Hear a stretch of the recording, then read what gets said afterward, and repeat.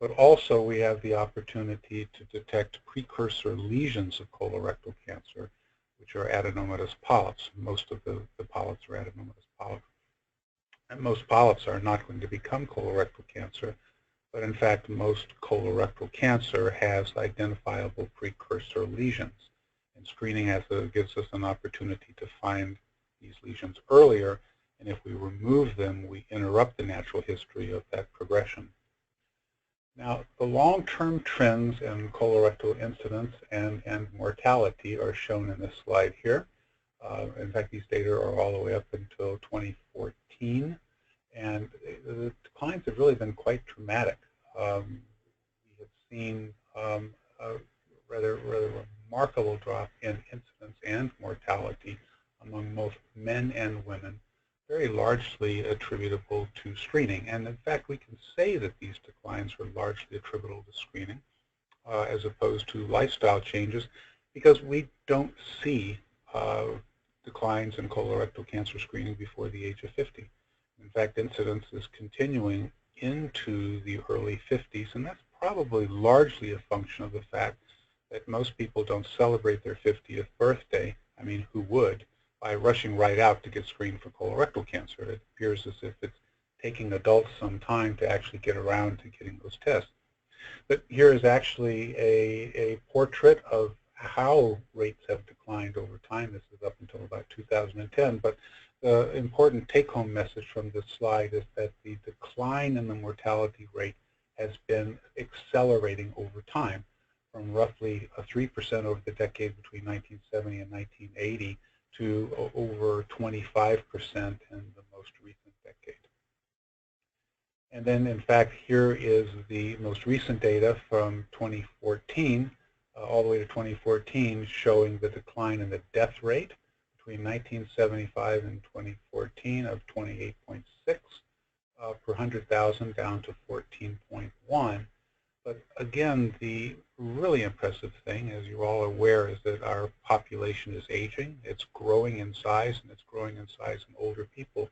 And yet the actual number of adults dying from colorectal cancer in any given year against those population pressures still is declining.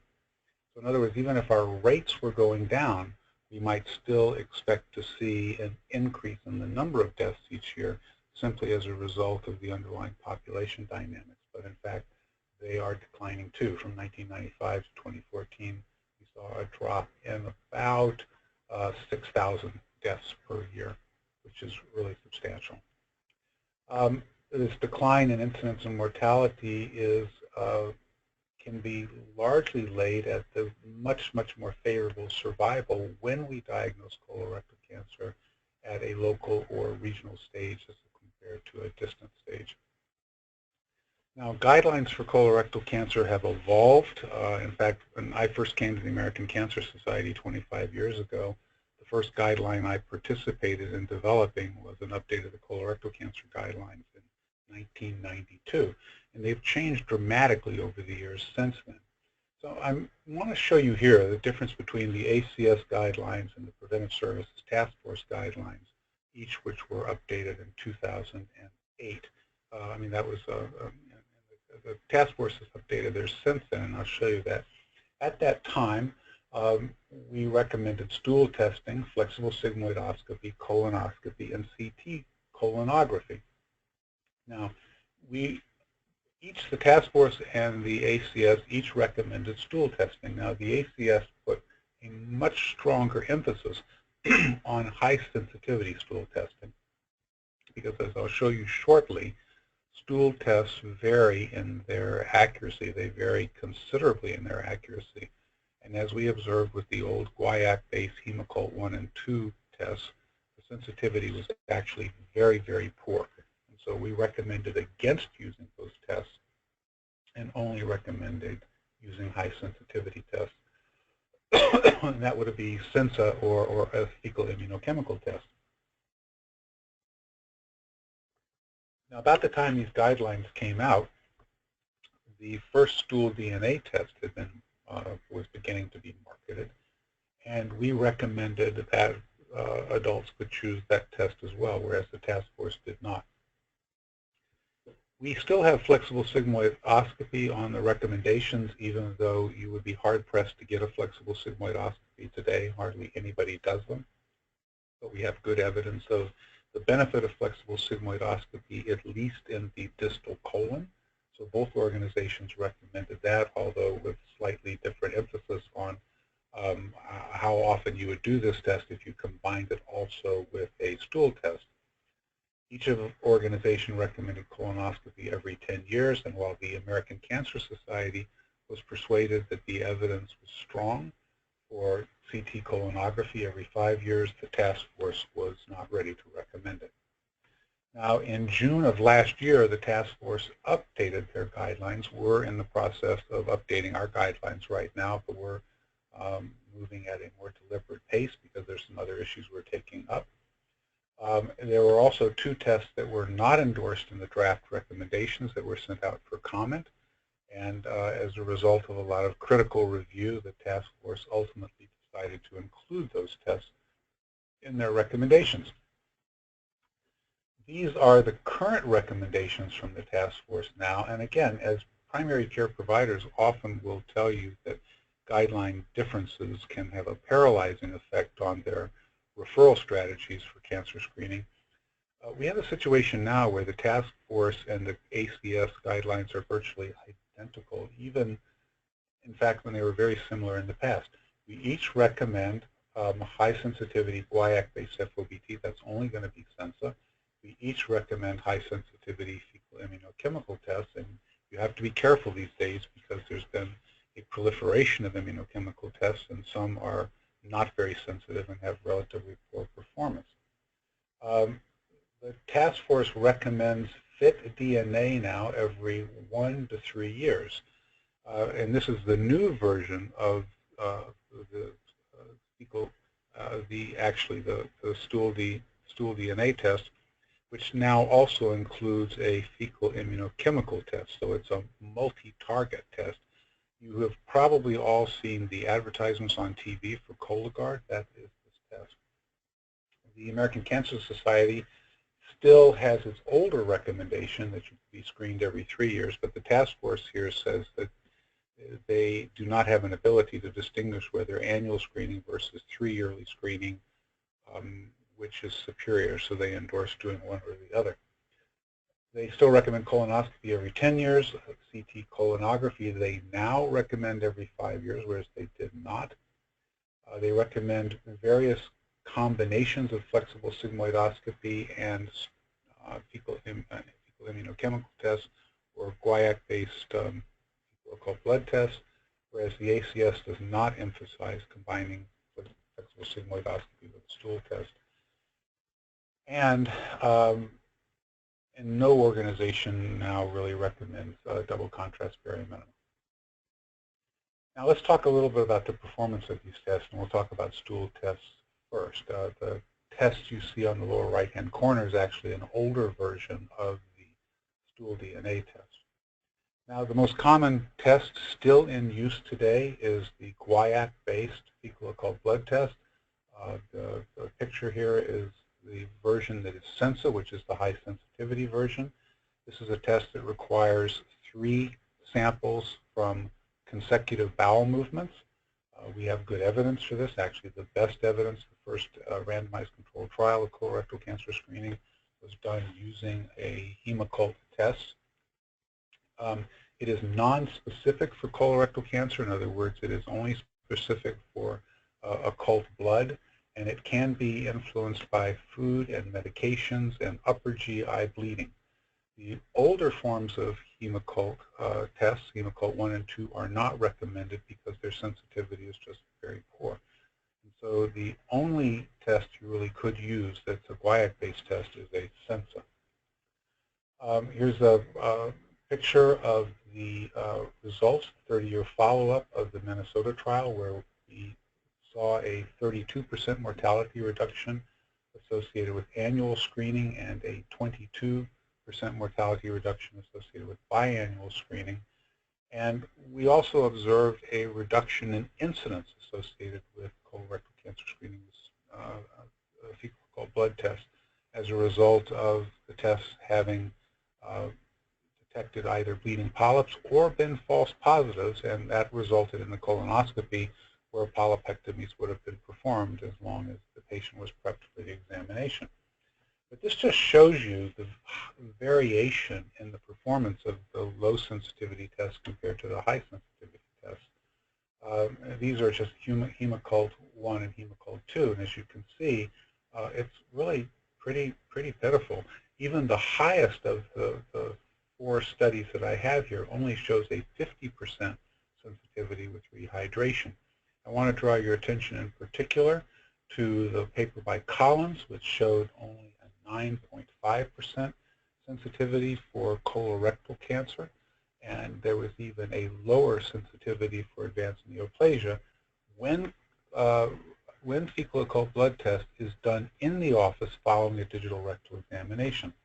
I cannot emphasize too strongly, and I say that because too many doctors are still performing the test this way. It is not only not recommended, we actively recommend against ever doing a test this way. It is not recommended by any manufacturer. It has the lowest sensitivity of any test and procedure for colorectal cancer screening, and it has even less sensitivity for advanced neoplasia, less than 4%, which means if you do this test in the office and in 100 patients, consecutive patients with colorectal cancer, you will fail to detect more than 90 of them for cancer and more than 95 of them for advanced neoplasia. Immunochemical tests, in contrast, are much more accurate. They have higher sensitivity for cancer and adenomas. They are specific for human blood and for lower GI bleeding, which also gives them an enormous advantage. They're not influenced by foods or medications. Most of them only require 1 or 2 specimens, which influences the adherence rate with completing the test. And if you survey patients who've had an opportunity to do both tests, they will tell you they prefer FIT to the guaiac-based fecal occult blood test.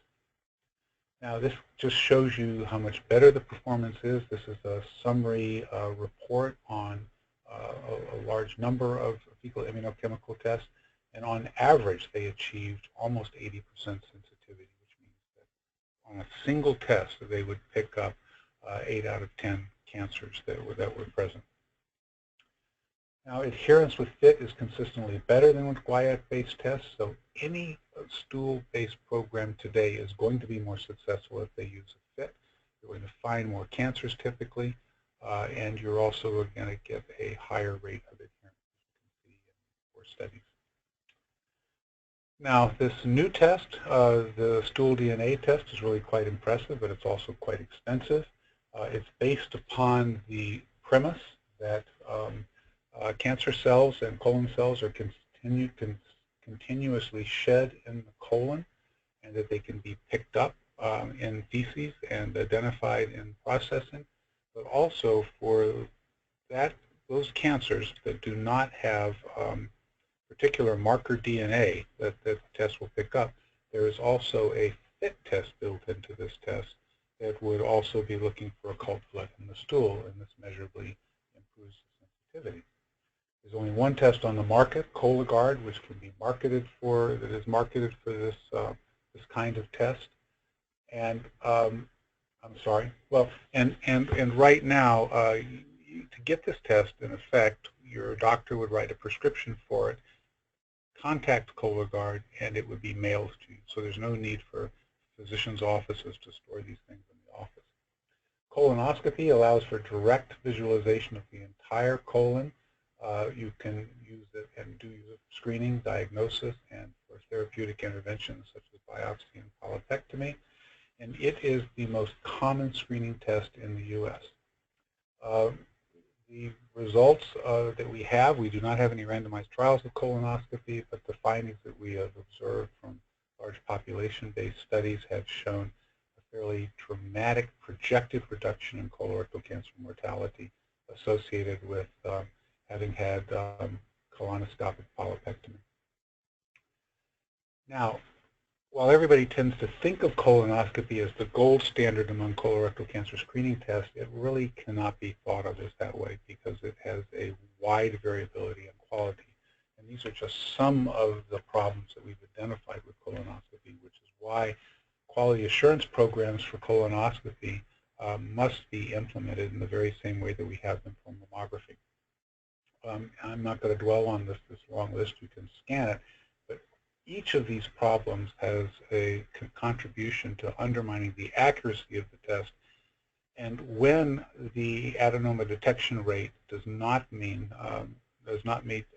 standards that are recommended, then these patients more commonly will be experiencing interval cancers, and these interval cancers are going to more commonly be advanced, and they are associated with a higher death rate from colorectal cancer.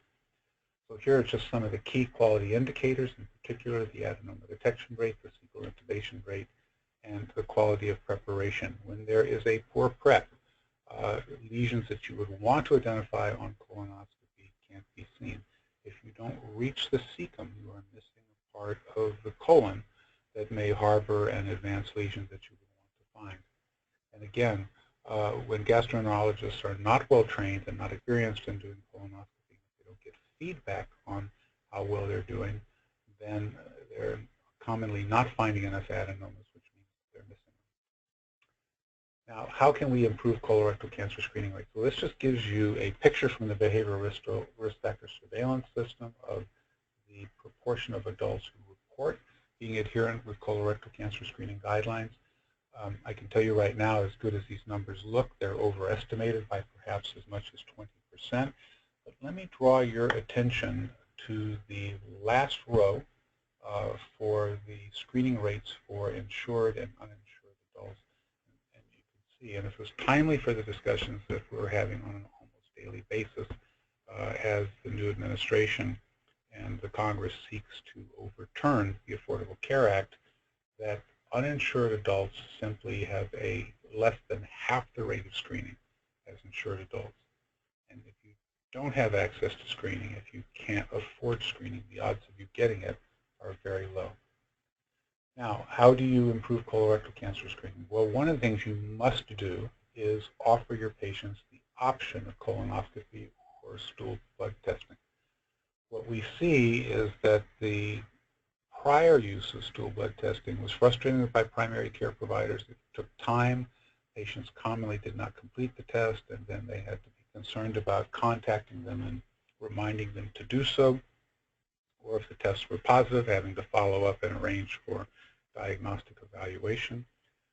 The opportunity to just refer patients to colonoscopy and have an insurance pay for it was, for most primary care providers, it freed up their time, and they felt more confident in being able for their patients to get colonoscopy, and they wouldn't need screening again for 10 years. But the fact of the matter is that many adults, a sizable fraction of adults, many more than we actually believed, don't want a colonoscopy. This is actually Katie Couric, who got her colonoscopy on TV, and as you saw, colorectal cancer screening rates of colonoscopy roared up. So what we find is that many patients don't want a colonoscopy, and the doctor will refer them for colonoscopy. The doctor will say, you know, you're 55, you're due for your colonoscopy, and they'll say, okay. And the next time they come in for a visit, they won't have had it, and they get referred again. And they say, okay. And the next time they come in, they won't have had it. The doctor oftentimes finds this puzzling without realizing that the patient has no intention of getting a colonoscopy. And what we've seen in recent studies is that when you offer your patients the option of either colonoscopy or stool blood testing, a sizable fraction will choose stool blood testing, and your colorectal cancer screening rates will go up measurably. Now, this means also that you don't offer your patients colonoscopy and then wait to see that they haven't gotten it. It's important to take the time to offer them one or the other option.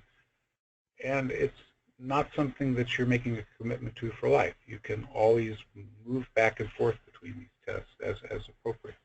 But offering at least a stool test and at least colonoscopy is essential in order to achieve high rates of colorectal cancer screening in practice. You can take advantage of checkups. I mean, what we see from the data rather dramatically is that people who have had checkups are much more likely to have been screened for colorectal cancer than people who have not. And the simple reason for that is that when you are preoccupied with a chronic condition, there's no time to do anything else. Whereas during a checkup, you can cover a broad range of preventive health services. Now, in this study of about 65,000 adults in a managed care plan, looking at the outcome of focused completion on colorectal cancer screening, breast cancer screening, and prostate cancer screening, they did show that those adults that had checkups were much more likely to be adherent with guideline recommended cancer screening than adults that had not. How about within your own practices? What can you do?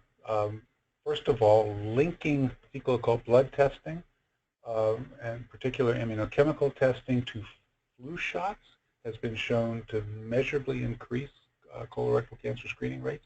It basically links two quick and easy preventive health services together, provides for a timely opportunity for discussion about each. This particular program that was developed by Michael Potter out in San Francisco, who was an American Cancer Society professor, has been adopted all over the country as a way of increasing colorectal cancer screening rates.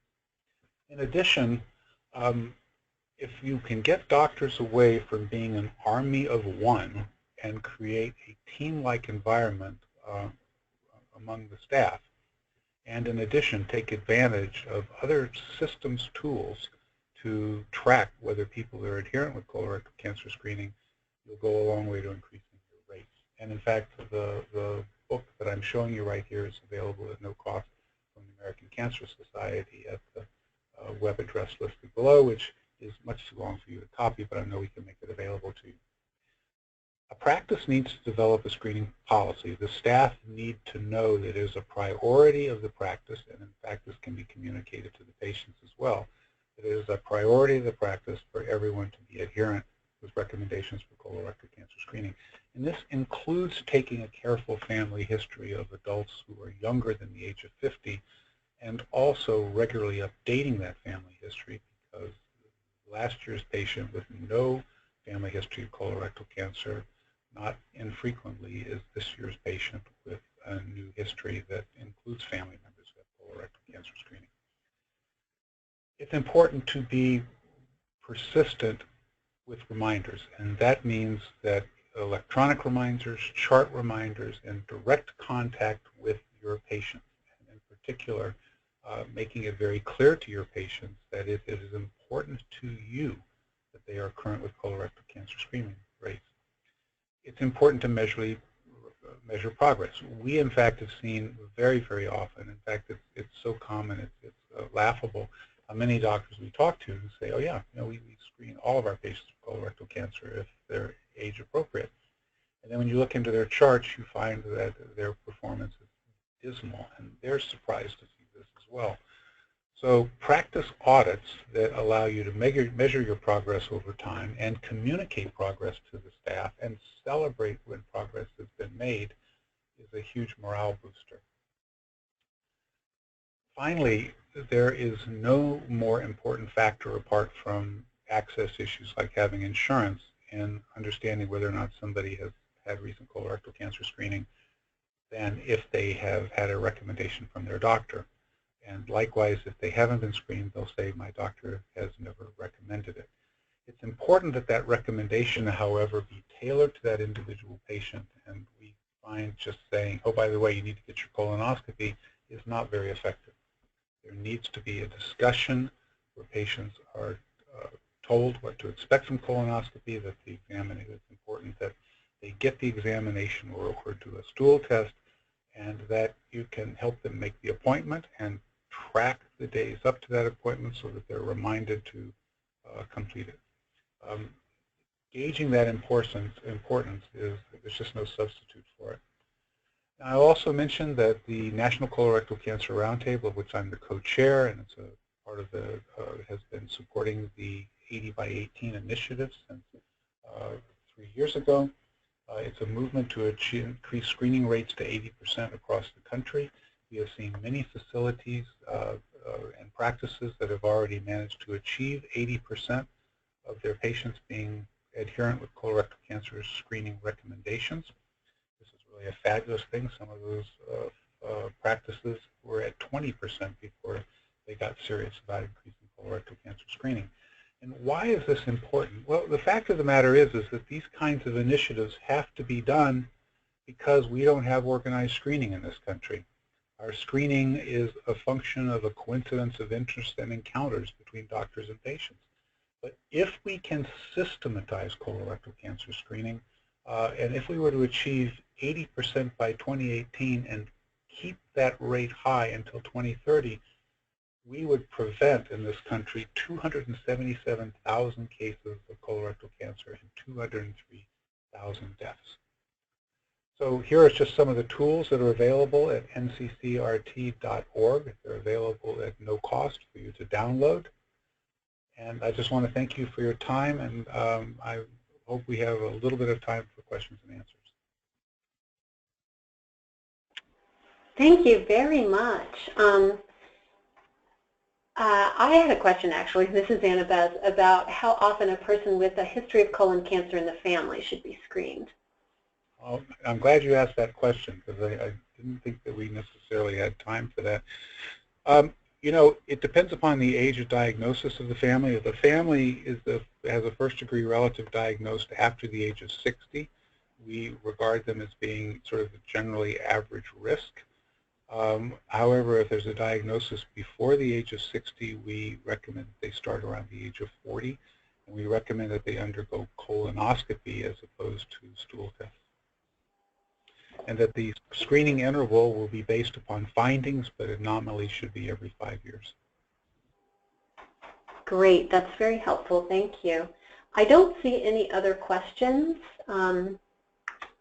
If anybody has a question, we have, well, it's right at 12:30, but Dr. Smith, if you have a minute, if anybody has a question, you could ask your question now.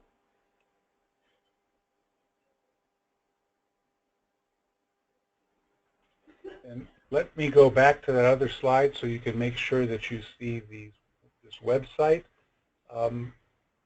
And in your community, we literally have a booklet for every player in the community: gastroenterologists, health plans, hospitals, primary care providers, you name it. And I'll tell you one other thing that we've also found is very, very important, and that is navigators. We see that completion rates of colonoscopy for people who are vulnerable to not being showing up increase measurably when a navigator is involved. One of the most vexing problems that gastroenterologists tell us about is how often they have appointments scheduled and the patient is a no-show. So it takes a lot out of somebody to get ready for a colonoscopy, especially if you're older or if you are not that literate. There's a lot of detail and there's a lot of regimen, and for older people, the prep in particular can be stressful. So it's important to recognize when people are going to need some help getting through that, and a navigator can be quite useful. And frankly, they pay for themselves, which is something that we've been very, very impressed with. Well, this has been such a great update, and we're definitely so supportive of the 80% by 2018. So thank you so much for providing this webinar for us, Dr. Smith, and we are going to record it and archive it on the Start With Your Heart website for others to be able to reference these important updates and resources. So thank you very much, and thank you all for calling in. It's been my pleasure. Thank you. Thank you. Our next webinar will be in April on the 11th on antibiotic stewardship, and I hope you'll all plan to join us. Thank you.